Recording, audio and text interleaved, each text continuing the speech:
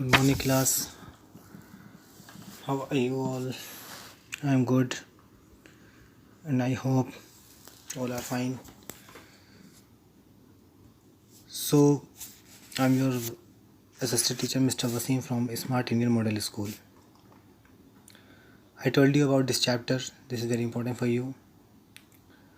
I explain about the paragraph. Okay. So, I hope यहाँ तक तो क्लियर हो गया होगा ना कि जो न्यू कंजर्वेटिव सिस्टम आया था उसके बाद वो लोग क्या चाहते थे, और उसके बाद हमने काफ़ी पैराग्राफ को एक्सप्लेन किया था. So now we are talking about the conservative regime set up in 1815 were autocratic. भाई समझ लिया कि ये लोग जो थे दोबारा से मोनार्की सिस्टम लाना चाहते थे. They did not tolerate criticism and dissent and sought to curb activities that question the legitimacy of the autocratic government. अब जो कोई भी एक्टिविटी करने वाले लोग थे, जैसे लिबरल थे या कोई भी दूसरे लोग थे, अगर वो ये कोई भी एक्टिविटी देखना नहीं चाहते, उसको दबाना चाहते थे. Most of them imposed censorship laws to control what was said in newspaper, books, plays and songs and reflected the ideas of liberty and freedom. इन लोगों ने इम्पोज कर दिया, सेंसरशिप बिठा दिया और उसको चेक कराया.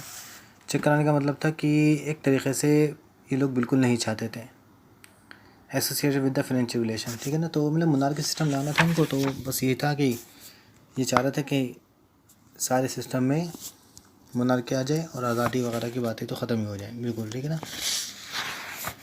लेकिन the memory of the French revolution nonetheless continue to inspire liberals. One of the major issues taken up by the liberal nationalists who criticized the new conservative order was freedom of the press. तो उन्होंने ध्यान ही नहीं दिया, जितने भी liberals हैं उन लोगों ने ध्यान नहीं दिया इस चीज़ का. उन्होंने कहा हमें तो आज़ादी चाहिए और हमें जो है कमेंट करना, ये सब करना, कंजर्वेटिव ऑर्डर मानना, ये कुछ नहीं समझा उन्होंने कहा पहले तो फ्रीडम दो न्यूज़पेपर को. न्यूज़पेपर जब फ्रीडम मिलेगी, लोगों को आइडियाज़ पहुँचेंगे, सब चीज़ें होना शुरू हो जाएंगी. राइट. ये सारी चीज़ें उन्होंने करना शुरू किया. अब हम बात करेंगे द रेवोल्यूशनरीज. अब निकल का है क्रांतिकारी. During the years of you can say following 1815 the fear of the repression drove many liberal nationalist underground. अब वही चीज़ होती है कि जब डर फैला हुआ था तो बहुत सारे जो लोग थे, लिबरल थे, वो लोग तो अंडरग्राउंड हो गए, छुप गए. Secret societies spring up in many European state and to train revolutionaries and spread their ideas. फिर सीक्रेट सोसाइटीज़ बनाने जाने लगी. देखो ये लिखा हुआ है, ये तो हैज़ बीन मेंशन कि सीक्रेट सोसाइटीज़ यहाँ पर. तो आप आइडियाज़ दिए गए, फैलाए गए, रिवोल्यूशनरी को ट्रेन किया गया, क्योंकि बिना ट्रेन के कोई काम नहीं चल सकता. उनको प्रैक्टिस कराई गई. To be revolutionary at this time the meant commitment to oppose monarchial form that had been establish after the Vienna Congress. ये एक तरीके से जो मोनार्की सिस्टम के ख़िलाफ़ पूरा प्लानिंग की जा रही थी. तो उसके लिए छुप ओपनली नहीं हो सकता था, उसको उन्होंने छुप कर मीटिंग बनाई, क्योंकि वाइना में जो था वो कमिटमेंट कर दिया गया था, उसके ख़िलाफ़ खड़ा होना था, तो इसलिए ये छुप के काम कर रहे थे. And to fight for liberty and freedom, लेकिन आज़ादी और इनको बिल्कुल आज़ादी ही चाहिए थी. Most of the revolutionary also saw the creation of nation state as a necessary part of this struggle for freedom. अब लोगों ने, बहुत सारे लोग ऐसे थे उसमें ये सोचा, जितने भी क्रांतिकारी थे उन्होंने कहा कि भाई इसमें तो हमें राष्ट्र की, मतलब अपना एक राष्ट्र होना चाहिए, इस स्ट्रगल में एक मेन ये भी रखो. ऐसा नहीं कि दूसरे लोग इस पर हुकूमत करें. राइट. तो इन लोगों ने ये डिस्कस करना शुरू कर दिया. मतलब मीटिंग में ये सारी चीज़ें होती थी. अब द मोस्ट इम्पॉर्टेंट, अब देखिएगा इसको, यहाँ पे निकल कर आए थे. Such individual was the Italian revolutionary Giuseppe Mazzini. ये एक नया कैरेक्टर था.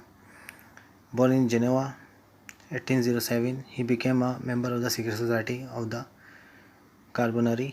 ठीक है ना. कार्बोनरी के में देखा जाता है एक सीक्रेट सोसाइटी थी, उसके ये मेंबर बन गए. राइट. एक तरीके से हीरो थे ये.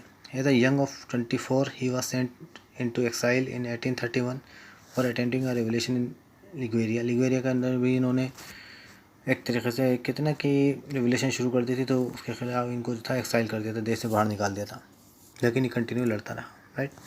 ही successfully founded 2 more underground societies. इन्होंने फिर 2 और अलग ऑर्गेनाइजेशन बनाई, यू कैन से। इसको बहुत अच्छी तरीके से याद कर लेना, राइट। क्या बनाई? Young Italy in Marseilles, young Europe in Berne, ये इन्होंने मर्साइलिस के अंदर यंग इटली के नाम से, और यंग यूरोप इन बर्न के अंदर। Whose member were like minded young man from Poland, France, Italy and German states. क्योंकि इसमें के जो मेंबर थे बहुत ज़्यादा माइंडेड थे, समझदार थे, टैलेंटेड थे, राइट। इसमें आप देख लीजिएगा जर्मन से, फ्रांस से, इटली से थे। Mazzini believe that God had intended to nation to be natural units of mankind. Mazzini का मानना था कि खुदा ने का इरादा है कि हम जो है देश को, अपने पूरे राष्ट्र को एक सा बनाएं इंसानों के लिए। So Italy could not continue to be a patchwork of small state and kingdom. तो इटली भी छोटा नहीं रहेगा, ये भी काफ़ी बड़ा होना चाहिए, इसके भी स्मॉल स्मॉल राज्य हैं। It had to be fall into a small unified republic within a wider alliances of nation. मतलब आज़ाद कराने के बाद एक सा बनाया जाएगा, ठीक है ना, एक नेशन बनाया जाएगा।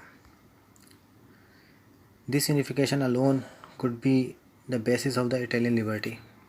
तो वहाँ के लोग भी यहाँ पे भी क्या करना चाहते थे? लिबर्टी चाहिए थी उन लोगों को, इटालियन लिबर्टी चाहिए थी। Following his model secret society were set up in Germany, फिर जर्मनी में, स्विट्ज़रलैंड में, फ्रांस में, पोलैंड में, हर जगह जो थी सीक्रेट सोसाइटी बनने लगी।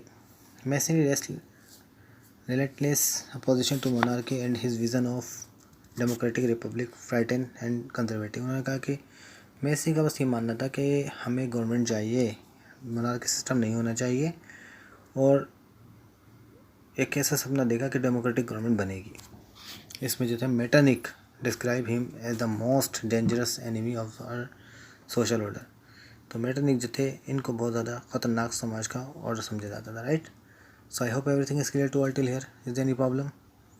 इसको आप यहाँ से रीड करिएगा, right.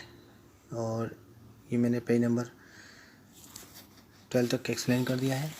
The age of revolution, ये आप इसको रीड करके आइएगा, मैंने अंडरलाइन कर दी है और इसमें रीड करना शुरू कर दिया, ठीक है ना। ये आप इसको रीड करके आइएगा पूरा पैराग्राफ को, और we will discuss about more about this chapter. Okay, good bye.